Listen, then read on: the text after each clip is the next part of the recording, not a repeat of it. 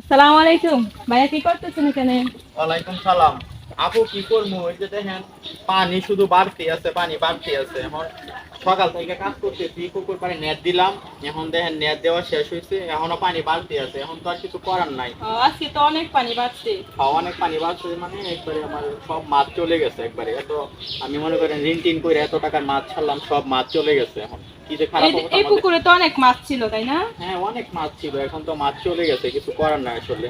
খুবই ও, কষ্টের মধ্যে আছি, কি করবো। তাহলে ধানের আমার জমি ঘরেও টমি পানি কি উঠে গেছে। কোনো হ্যাঁ, ক্ষতি হয়েছে? ধানের জমি টমি? ধানের জমির কথা যদি বলি, আপনারা দেখেন এই যে এই দিকটা পুরাটাই আমার ধানের জমি ছিল, পুরাটা এখন পানির নিচে চলে গেছে একবারে।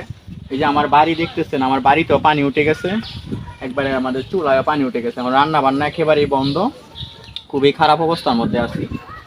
আপু আসলে দোয়া করুন যে আমার অনেক জন্য। কৃষকের স্বপ্ন এখানে হ্যাঁ। সমাপ্ত হয়ে গেছে, মানে অনেক মানে অনেক কষ্ট কষ্টের করে মধ্যে আছে ফসল, আর কি। হ্যাঁ, সোনার ফসল পানিতে ডুবে গেছে। কিছু করার নাই, যেহেতু এখন হ্যাঁ, দোয়া এটা করুন যে আকস্মিক আসলে। বন্যা।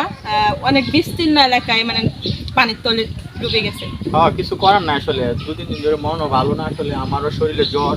তারপরেও যতটুকু পারি আমি এখান থেকে নেট দিয়ে চেষ্টা করছি, দেখা যাক বাকিটা আল্লাহর ইচ্ছা কি হয়। দোয়া করুন যে। হ্যাঁ, এখনো তো বন্যার কোনো উন্নতি হয় নাই, অবনতির না দিকে এখনো যাচ্ছে। পানি এখনো বাড়তি নতুন আছে, করে এখন আরো বাড়বো। যে হ্যাঁ, উজান এলাকা আছে এগুলো প্লাবিত হইতেছে। হ্যাঁ, এখন দোয়া করুন যে আসলে কিছু করার না আসলে।